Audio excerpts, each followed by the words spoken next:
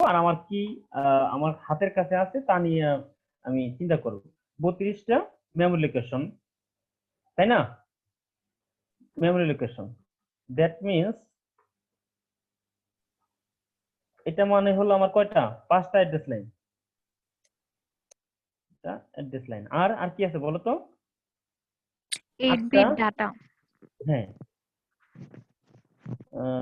Data lines.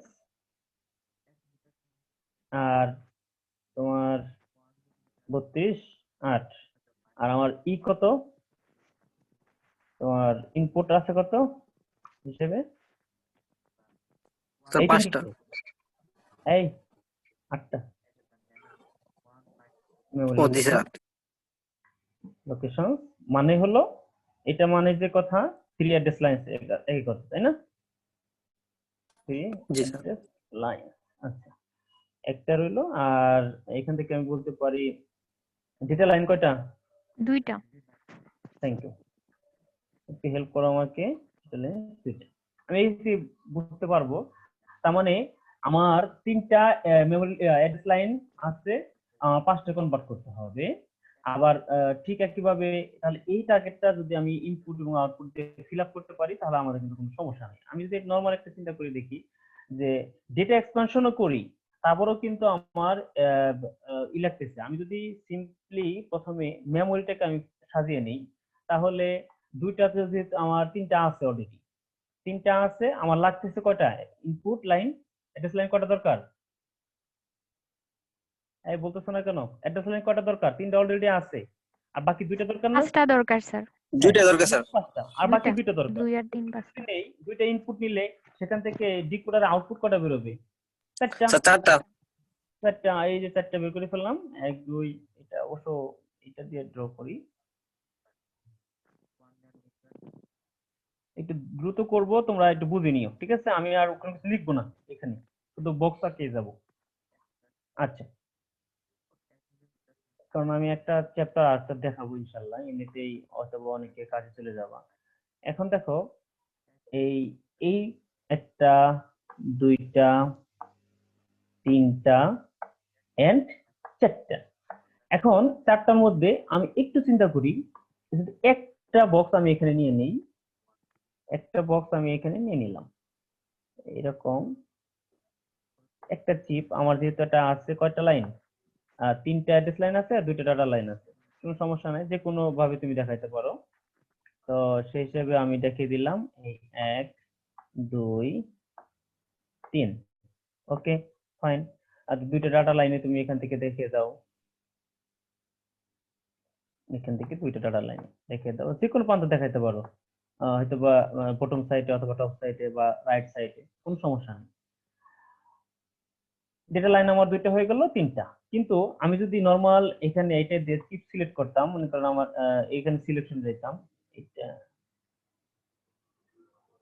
এটা এখান থেকে আমি যদি সিলেকশন নিয়ে নিতাম, মনে করো এখানে কানেকশনটা এখান থেকে এটা চিপ সিলেকশন আমি দিয়ে দিলাম, মানে সিলেক্ট করে ফেললাম, তাহলে আমার ঘটনাটা কি করতে বলো তো? এটা দিয়ে আমরা প্রথম দিন করছিলাম, মনে আছে? প্রথম দিন। জি স্যার। জি স্যার। জি তাহলে স্যার। কিন্তু আমি অ্যাড্রেস 8টা হতো কিন্তু হচ্ছে ডেটা 2টা থাকতো। অ্যাড্রেস কিন্তু 0 থেকে 7 পর্যন্ত আমরা অলরেডি পেয়ে যাবো এখান থেকে অ্যাড্রেস লাইন, কারণ এখানে অলরেডি দেখো তুমি হয় এখানে কি প্রয়োগ করবা, যাই প্রয়োগ করো না কেন, 00 01 10 আমি করবো না, যেহেতু অলরেডি করে ফেলছি এটা। তার মানে তুমি যাই কিছু করো না কেন 0 থেকে 7 পর্যন্ত এই মোট 8টা মেমোরি লোকেশন কিন্তু পেয়ে যাবে এখান থেকে। বাট ডেটা লাইন পাবো কয়টা? 2টা।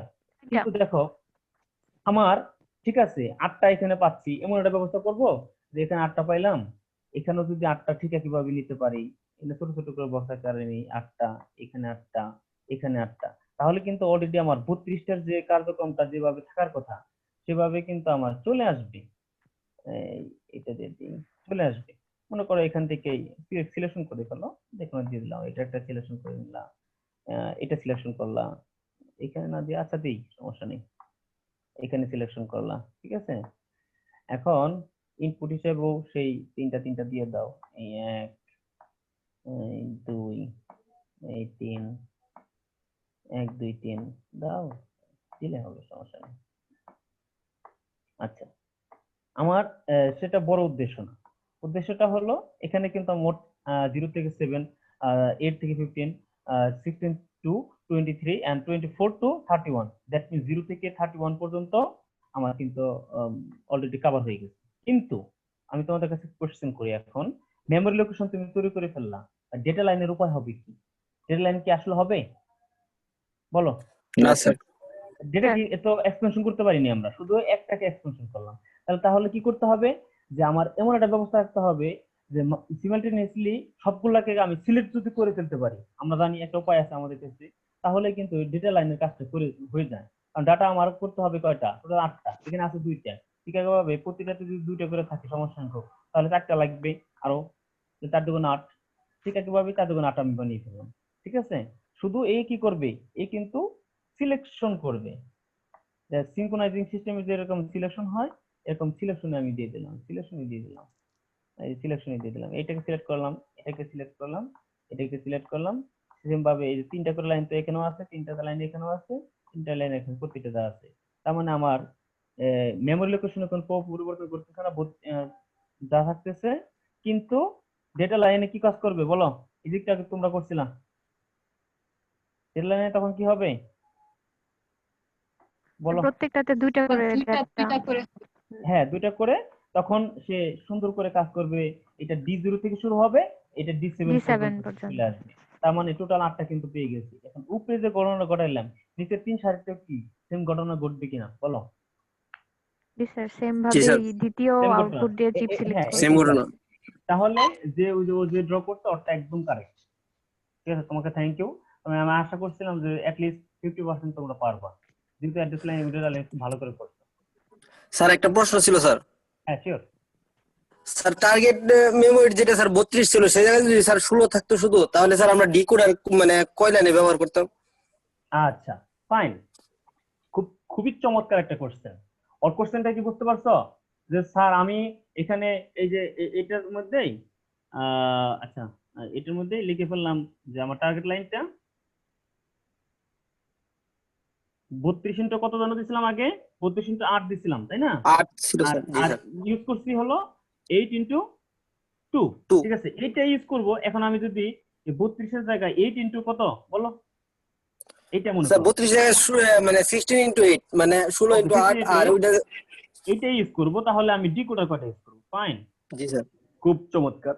এখন তোমাদেরকে আমি কোশ্চেন করি, তোমরা আমাকে এটার উত্তর দিবে, তোমাদের কাছে জানা আছে যে স্যার কিভাবে জানা আছে। এখন তো মেমোরি লোকেশন কমে গেল, কমে গেছে না? মেমোরি লোকেশন কয়টা, জি স্যার। 16টা। তাহলে 16টার অ্যাড্রেস লাইন কয়টা হবে? স্যার 4টা। স্যার 4টা। 4টা। আচ্ছা ফাইন, কিন্তু আমি তাহলে আমার কয়টা ব্যবহার করা লাগতেছে তোমরা বলো, কয়টা ব্যবহার করা লাগতেছে? স্যার বাকি 3টা ব্যবহার করতে স্যার, একটা বাকি আছে। এই 3টা তো আমার এখানে আছেই। ঠিক আছে, এখান থেকে লাগবে কয়টা আমার, কয়টা লাগবে? একটা 4টা লাগবে। লাগবে স্যার, এক্সট্রা একটা লাগবে। আর একটা এক্সট্রা। এখন তোমারও তো ওর কোশ্চেনটা আমার এত ভালো লাগছে, কেন আমি তোমাদের একটু বুঝিয়ে দেই। দেখো, কারণ তখন আমি কি করব, তখন আমি কি ডিকোডার ইউজ করব, কারণ আমরা তো সবসময় শিখছি 2 টু 4, 3 টু 8, 4 টু 16, 5 টু 32, এভাবে শিখছি না আমরা, জি স্যার। এভাবে আমরা ডিজাইন করছি। দেখো কি কি হতে পারে, 0 0 0 1 1 0 1 1, ঠিক আছে কিনা। বাট এই নিচের দুইটাতে যখনই 0 0, তখন মেমোরি লোকেশন, এই মেমোরি স্যার লোকেশন দেখা যাইতেছে না। স্যার স্ক্রিন দেখা যাচ্ছে না। ওহো আমি শেয়ার করিনি, সরি। কেন, আমি তো শেয়ার করিনি। আচ্ছা আমি স্ক্রিন শেয়ার করিনি, এটা শেয়ার হয়েছে। ওকে, এখন দেখতে পাচ্ছ? জি স্যার, দেখা যাচ্ছে।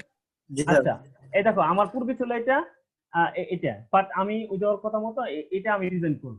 তাহলে আমি কি উপায় কি করতে পারি, এখানে একটু লক্ষ্য করো। 0 0 0 1, এই মানে যে প্রথমে যে তুমি ডিকোডারের ইনপুট হিসেবে এই 4 ধরনের ইনপুটই তো তুমি দিবা, কি বলো? যখন 0 0 ইনপুট দিচ্ছ, ওইখানে মেমোরি লোকেশন কত কত হচ্ছে বলো, মেমোরি লোকেশন কত থেকে কত, মেমোরি লোকেশন কত থেকে কত? স্যার A0 থেকে A7। থ্যাংক ইউ, 0 থেকে 7, সোজা কথা মেমোরি লোকেশন। কিন্তু আর এটার ক্ষেত্রে মেমোরি লোকেশন কত হয়? 8 থেকে 15। Thank you. 8 থেকে 50 কেন লিখতেছি এখনই উত্তরটা পাবা। এইটার মেমোরি লোকেশন 16 থেকে স্যার 23 16 থেকে 23 আর এটার লোকেশন সরি এটার 24 থেকে 31 24 টু 31। আচ্ছা, একটু একটু ভেবে দেখো, এখানে দুইটা অ্যাড্রেস লাইন তাই না? একটা হলো এ তোমার 4 এবং A3, ঠিক আছে কিনা? এই তো জি, ছিল। স্যার। এটা একটু সরিয়ে দিই যাতে বুঝতে পারো। ওকে, সবাই এটা একটু সরিয়ে দিলাম, একটু সরিয়ে দিলাম। ওকে, দেখো এখন আমি করে ফেলছি A4 এবং A3, এই দুইটার মধ্যে আমার ডেটাগুলো আমার দেওয়া দরকার। কিন্তু একটু চিন্তা করে দেখো তো, এইটা কি আমার কোনো ক্ষেত্রে কাজে লাগতেছে? কারণ আমার মেমোরি লোকেশন দরকার হলো 16টা, এখানে কিন্তু প্রথম দুইটাতেই আমার 16টা পূরণ হয়ে যায়, পরের দুইটা কি কোনো দরকার আছে? না স্যার, না, প্রয়োজন স্যার। নাই স্যার। আচ্ছা, তার মানে একটু একটু থিঙ্কিং করো, এখানে A4 এর ভ্যালুটা কি? দুইটাই জিরো। জি, স্যার। A4 এর ভ্যালু কত? জিরো কিনা বলো? জি, জিরোতে ফিক্সড। এখন A3 এর মধ্যে তুমি যদি ব্যবস্থা রাখো যে শুধু একটাতে ইনপুট দিব, A3 এর মান 0 হতে পারে কিংবা 1 হতে পারে, এর বাইরে কি যাওয়ার কোনো সুযোগ আছে বলো? না স্যার। আচ্ছা ফাইন, এটা যদি হয় তাহলে আমি আবার ওই চলে যাই, আমার হোয়াইট বোর্ডে চলে যাই। ওকে, হোয়াইট বোর্ডে ধরে নাও এটা হলো, আমি এটা মুছে দিই।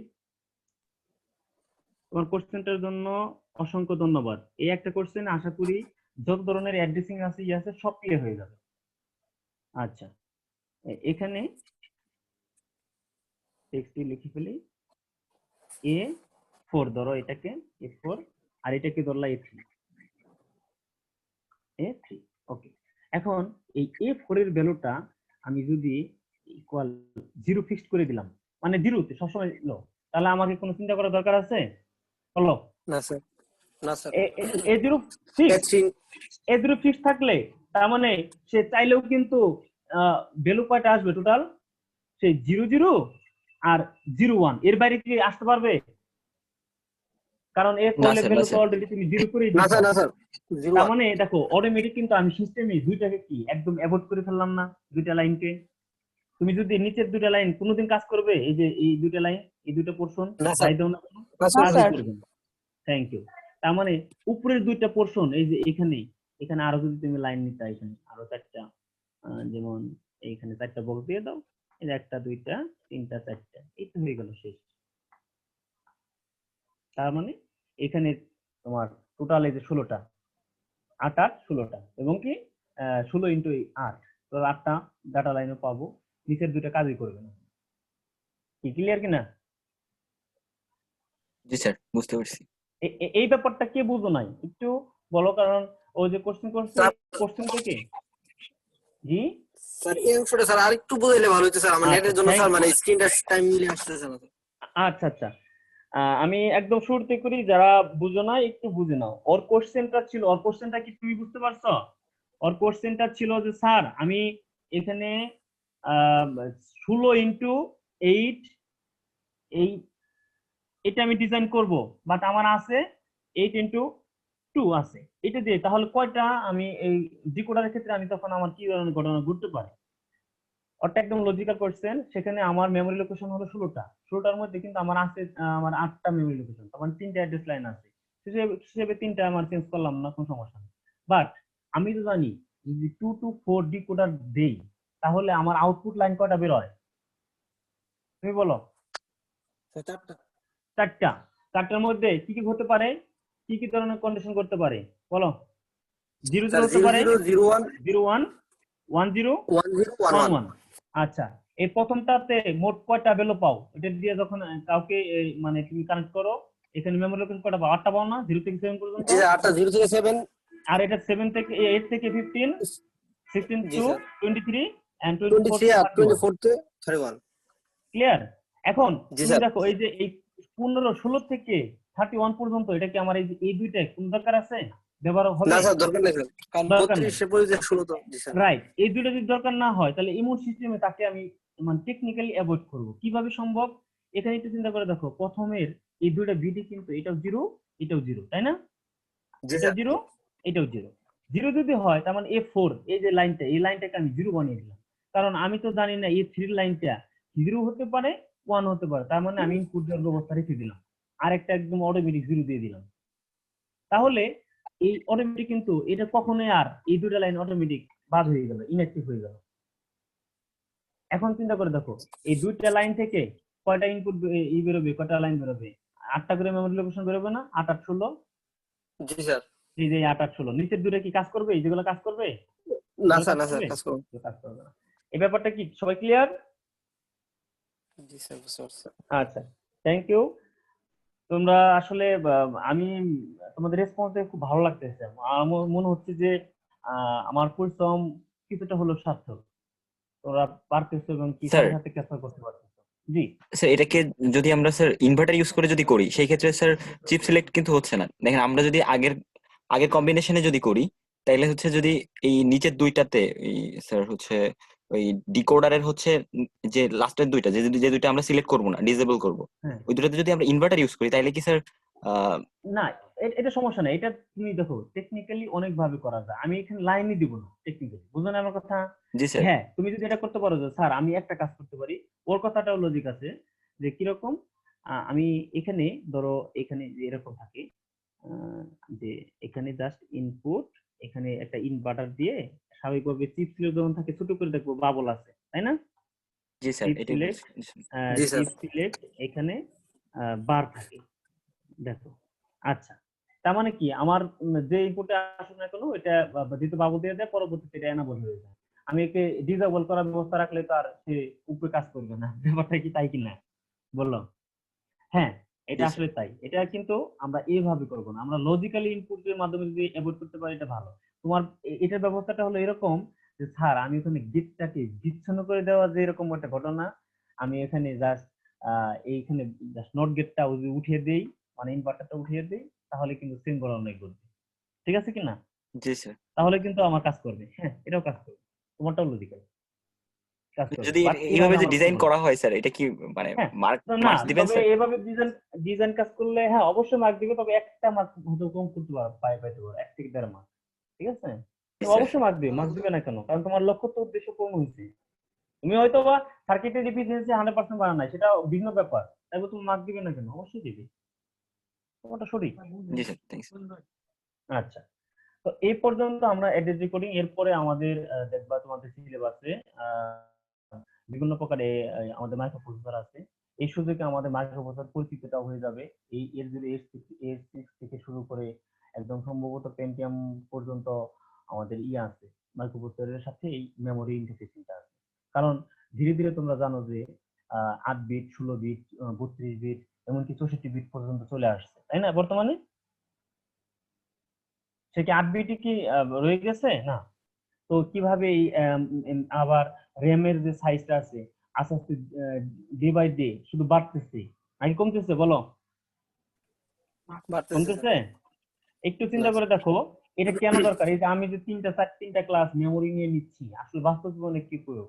তোমরা সবাই জানো আমাদের বাংলাদেশে যখন আহ প্রথম কম্পিউটার আসে সেই IBM 1620 মডেলের, তো পরমাণু শক্তি কমিশনে যেটা এখন রাখা আছে, তো ওইটা আর মেমোরি সাইজ কত ছিল কেউ বলতে পারো?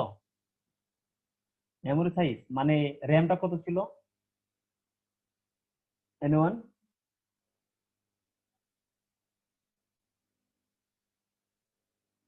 কেউ বলতে পারো? 64 কিলোবাইট মাত্র।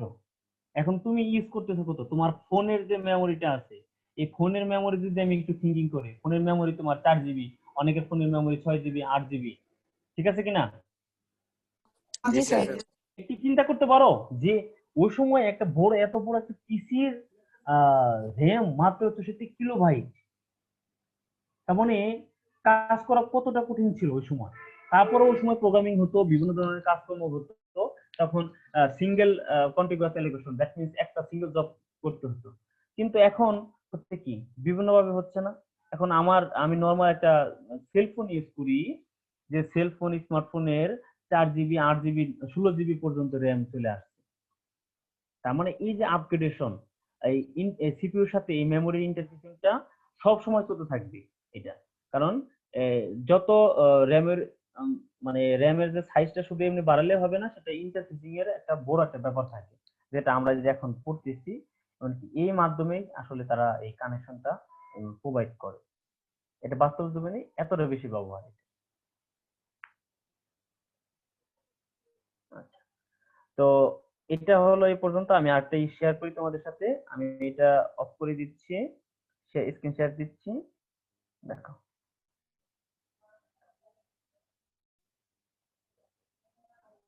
আচ্ছা, আমি তোমাদের একটু সিলেবাসে যদি যাই, ডাউনলোড রাখা দরকার। তোমাদের মামুনুর রশিদ স্যার, উনি কি বিভাগীয় প্রধান হিসেবে আছেন এখন?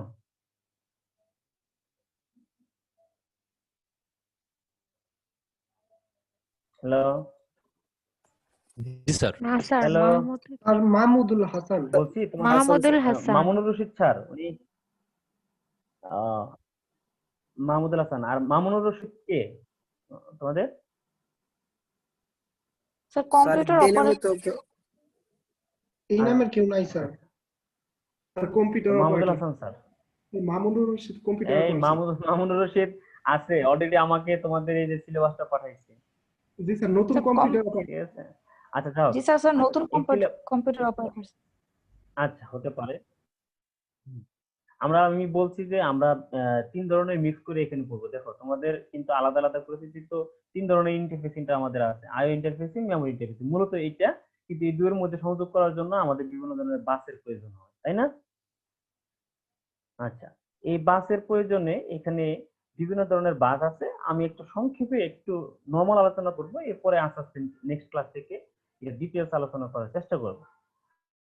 আমরা অলরেডি কিছু কিছু ব্যবহার করছি, আর কিছু ব্যবহার করি নাই, জেনেও ব্যবহার করছি, না জেনে ব্যবহার করছি।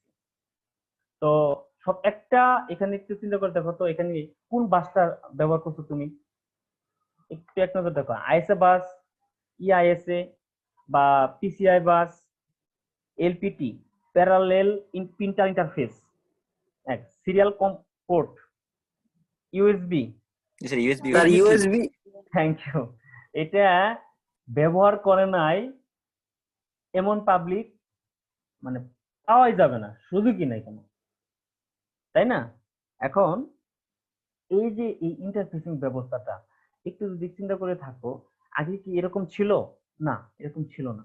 তার মানে ধাপে ধাপে বিভিন্ন ব্যবস্থার পরিবর্তনে বিভিন্ন হিস্ট্রিক্যাল ব্যাকগ্রাউন্ড আছে এগুলা। আস্তে আস্তে আমরা এই যে ইউএসবিরও দেখবা ইউএসবি 2, ইউএসবি 3, তাই না? বিভিন্ন ইউএসবির অনেকগুলো ভার্সন চলে আসছে, যেটা রেটের উপর ভিত্তি করে সেগুলো চলে আসছে। তারপরে এজিপি নাম শুনছো, অ্যাক্সিলারেটেড গ্রাফিক্স পোর্ট, যেটা তোমরা অবশ্যই ইউজ করছো। প্রতীক, তোমাদের ডেস্কটপ আছে কার কার বলো? ডেস্কটপের যে মনিটরের থেকে যে কেবলটা দিয়ে সিপিইউ থেকে লাইনটা নাও, ওইটা কোন পোর্টে থেকে নাও? বুঝো না আমার কথাটা? ডেস্কটপ থেকে, মানে তোমার সিপিইউ থেকে একটা কেবল তোমার মনিটরে চলে যায়, যে কানেক্টর দিয়ে যে পোর্টের মাধ্যমে ইউজ করো, পিনযুক্ত পোর্ট, ওই পোর্টটাকে কি বলে? চুপ করে আসো। আচ্ছা, আমরা কিছু পোর্ট সম্পর্কে এখানে দেখে নিই। আর জানি না স্যার, যেটার মধ্যে লাগে স্যার এটা দিয়ে দিই। এজিপি পোর্ট একটু দেখো, এটা দেখো নাই কি আবার? সবাই দেখছো এবং সবাই ব্যবহার করো, প্রতিদিনই ব্যবহার করো। তোমার ল্যাপটপের দিকে তাকাও, ল্যাপটপের বাম পাশে বা দেখো যে অনেকে ল্যাপটপের এখানে ওই মনিটর থেকে কেবল লাগানোর জন্য এজন্য পোর্ট আছে। সবাই লক্ষ্য করো, যারা ল্যাপটপ নিয়ে বসে আছো, হাতের বাম সাইডে বা ডান সাইডে সাইডে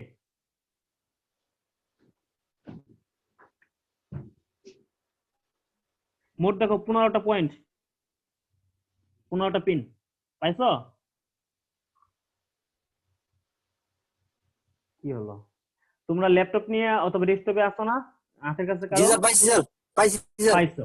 আচ্ছা, এইটি তো এজিপি পোর্ট। আচ্ছা, এরপরে এখন প্রশ্ন রাখতে পারে, স্যার এই পোর্ট গুলা কেন আলাদা আলাদা, কি জন্য আলাদা? প্রশ্ন হতে পারে না এটা, কেন আমরা বাস ইন্টারফেসি একটা বাস দিয়ে দিলেই তো হতো। হ্যাঁ, তোমার কথাও কিন্তু লজিক্যাল। এটা পূর্ববর্তী সম্ভব ছিল না, কারণ তোমার পৃথিবীতে কোম্পানি অনেক, আবার তাদের বিভিন্ন মডেল গুলো আলাদা। তোমার নাম শুনে থাকবে আইসিকুল একটা স্ট্যান্ডার্ড ফরম্যাট করে দিচ্ছে, একটা প্রোটোকল মেনটেন করতে বলে। ওই প্রোটোকল অনুযায়ী কিন্তু সবাই বিভিন্ন ধাঁচের পোর্ট বলো, তারপরে স্ট্যান্ডার্ড নির্ধারণ করে বিভিন্ন কিছু ডিজাইন করে থাকে। কিন্তু বর্তমানে আমার সিস্টেম বের হয়েছে যেটা আমরা ইউএসবির মাধ্যমে করতে পারি। সকল কিছু কিন্তু এই এজিবি টু ইউএসবি আছে কনভার্টার। মনে করো তোমার এজিবি পোর্ট নাই তোমার কম্পিউটারে, তাহলে আমি কি করতে পারি? জাস্ট তুমি এখানে দেখো এ জিবি টু ইউএসবি, জাস্ট এই যে ইউএসবি কনভার্টার যেটা আছে, তুমি কনভার্টার না থাকলে তুমি এখান থেকে দেখে নিবা যে স্যার আমি ইমেজে আমি দেখে নিই। এই যে দেখো সব পেয়ে যাবে এখানে।